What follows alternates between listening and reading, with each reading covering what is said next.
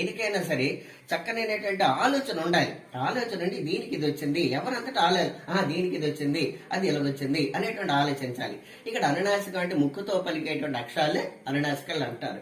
కాబట్టి ఏంటంటే ప్రతి వర్గంలోనూ కవర్గము, చవర్గము, టవర్గము, తవర్గము, పవర్గము, ఇందులో చివరుండేటువంటి అక్షరాలు కాక గాగ చాచ జాజ ఇణ, టాట డాట అణ, తాత దాద నా, పాప బాబ మా, ఇవన్నీ కూడా ఈ చివరి పంచమాక్షరాలు ఏవైతే ఉన్నాయి ఇంగ ఇణ నా మా ఏంటి ఇవన్నీ కూడా అవి అనునాసిక అక్షరాలు. ఈ అనునాసిక అక్షరాలు వచ్చే సంధి అనునాసిక సంధి. ఉదాహరణకి దీనికి ఏంటి అనునాసిక జగన్నాథుడు ఉంది.